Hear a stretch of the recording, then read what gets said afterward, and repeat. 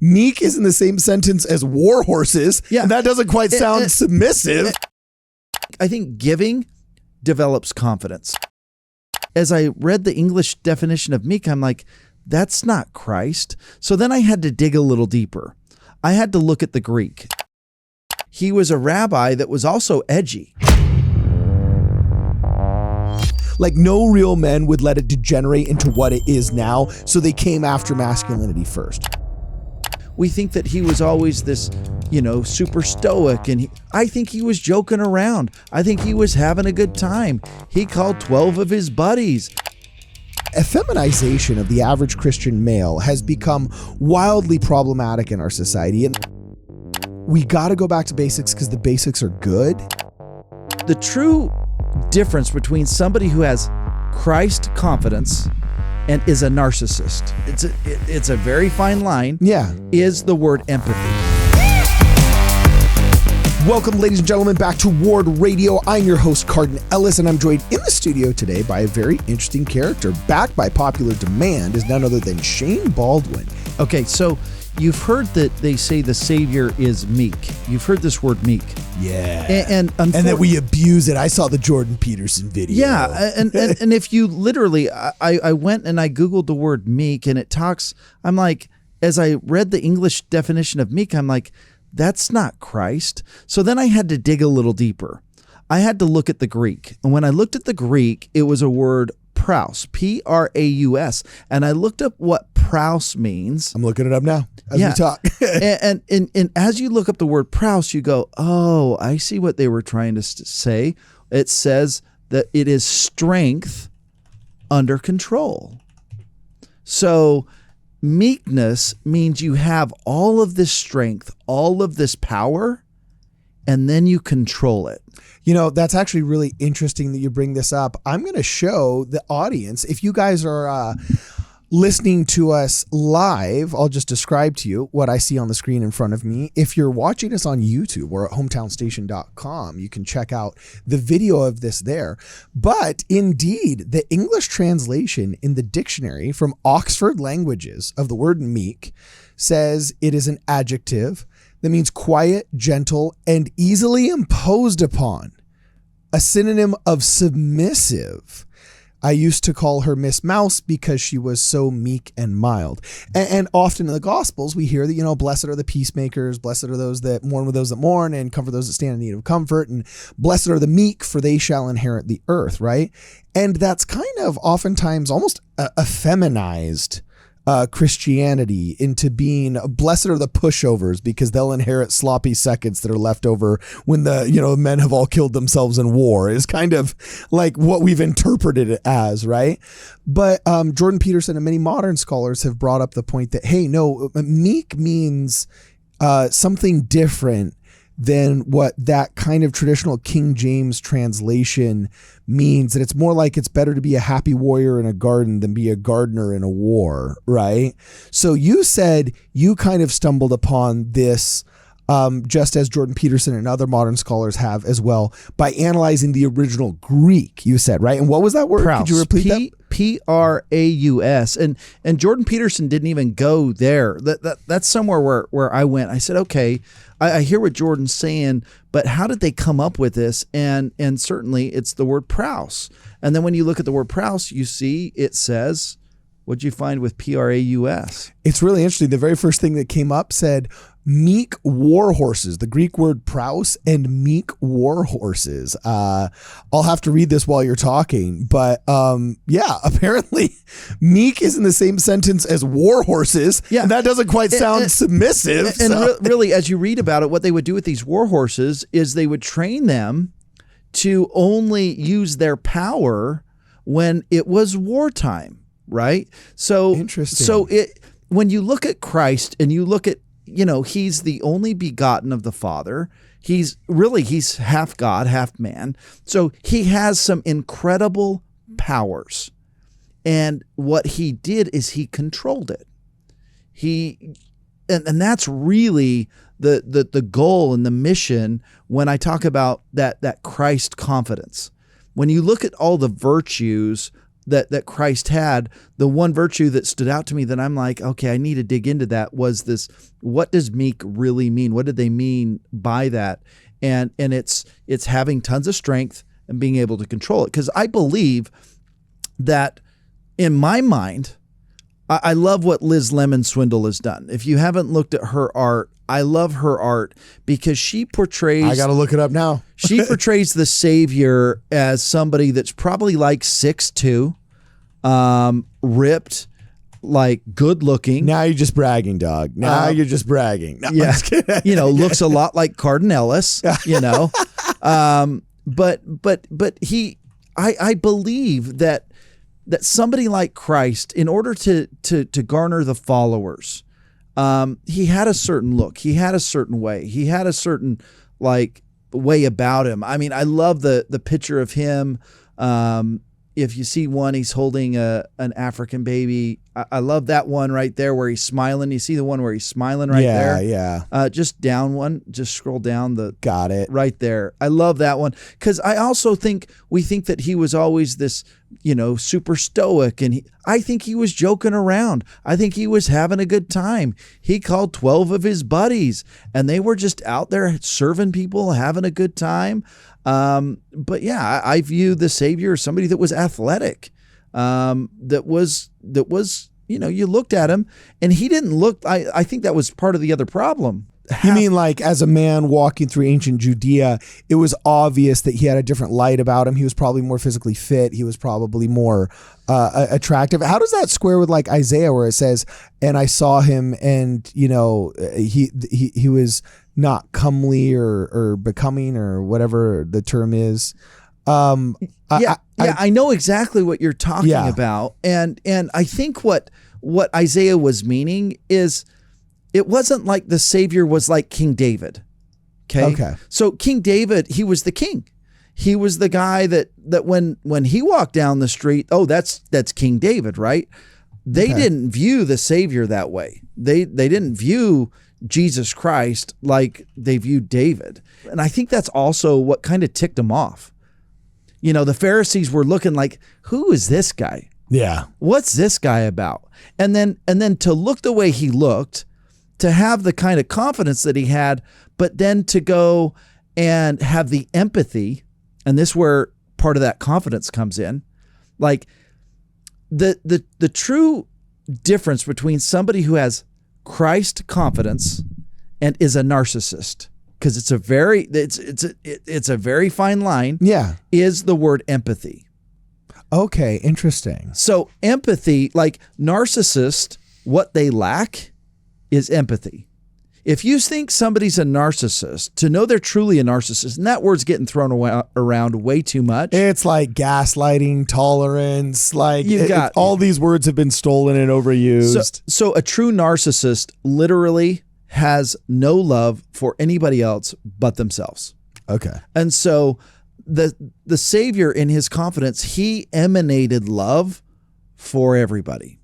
And it didn't matter who you are. It didn't matter if you and that had to have yielded some kind of physical manifestation that made it just so obvious to people that this is someone special.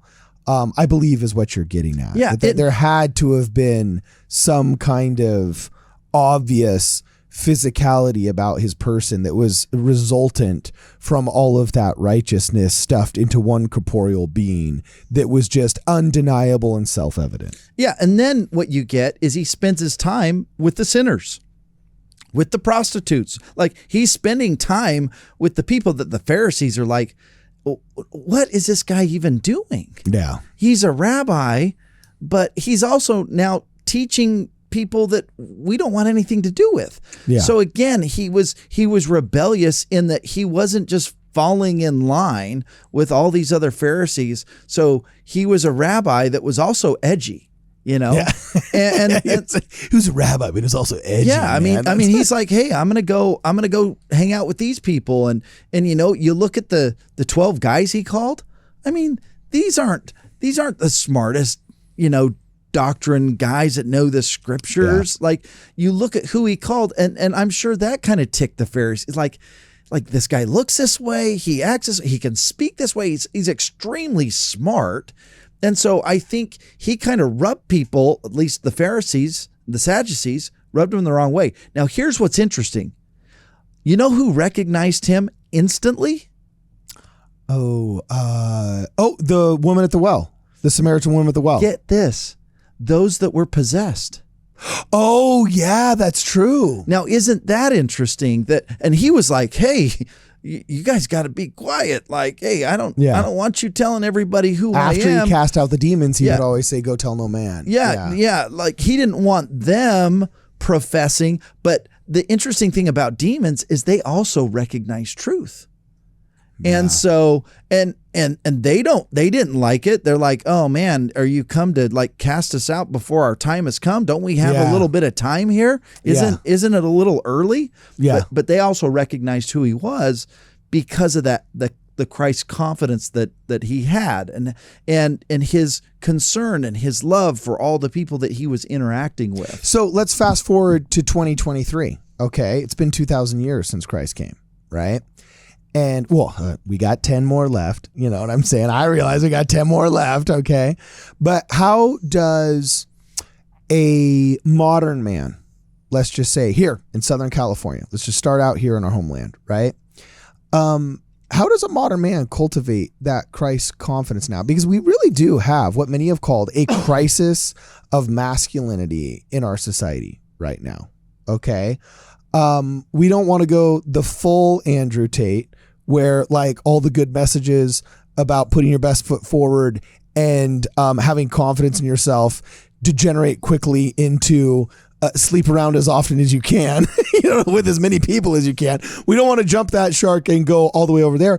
But we also recognize that the effeminization of the average Christian male has become wildly problematic in our society. And they came after masculinity first because no true men guarding the efficacy and the sanctity and the traditionality of their society would ever let all of this insanity happen. Like no real men would let it degenerate into what it is now. So they came after masculinity first. So there is a crisis of masculinity in here, up in here right now, where critics of masculinity can never describe what true, authentic, and good masculinity is without using feminine descriptors. They can only call masculine descriptors toxic and then try and enforce feminine substitutes to replace it. So let's just fast forward from Christ's perfect example in the scriptures that sometimes are obscured by time and by old English, right? How do we translate this scriptural lesson into the modern day? How would you teach the average young man now, the average middle-aged man now, the average millennial, the average Gen Zer to embody that Christ confidence nowadays? Yeah, I think when we have spiritual confidence, so if we're spending time in our spirituality, that means we're reading the scriptures and we're doing all of those things, we start to develop some confidence. Now, I'm going to give you a quick hack. If you here's a hack for you, and listen, on. I know for a lot of the viewers, they're already paying 10% of their money to the church because they're paying tithing. But if you'll take 3%, so now we're up to 13%. I know it's a lot, but take 3% that you're going to just kind of every month. Let's say you're Cardinellis and you make $100,000 a month. So he's got a lot of money. Well, I used to. Now it's more. Yeah. Radio's very lucrative. But let's say that you make $5,000 a month, and so you take 3% of that. We're only talking about $150, right? Yeah. But with that $150, you are going to find opportunities randomly throughout your day where you're going to help somebody out with $5 here, $10 here. You're going to be standing in a gas station and you're just going to tell the person, hey, I got your soda and your Twinkie as well. And you do that every month with your 3%. There's some kind of confidence that happens. And there's something that also happens with money. Money likes to move. The more money moves, the more it moves to you. And so I tell people all the time, take 3%. You don't get a tax write-off for it. You don't get anything, but you're starting to give. And that's what the Savior did. The Savior could just create it, though. He didn't need to take 3%. He could just be like, yeah, we're going to feed 5,000, and voila, there it was. Well, we can do a little bit of that. He did bring the temple shekel out of the fish's mouth, though. Yeah, for he St. did. Peter. He did. So he did. But I think giving develops confidence, and then some of the things Andrew Tate says you got to do, like go to the gym, take care of yourself, work out, care about how you dress, how you look, have good hygiene. I mean, these are basic things. Yeah. But then also recognize that you're the man. You're the man. So you got a job to do. And what's your job? Well, typically the man's job was to go and find the beast, providership, hunt, provide, and deliver.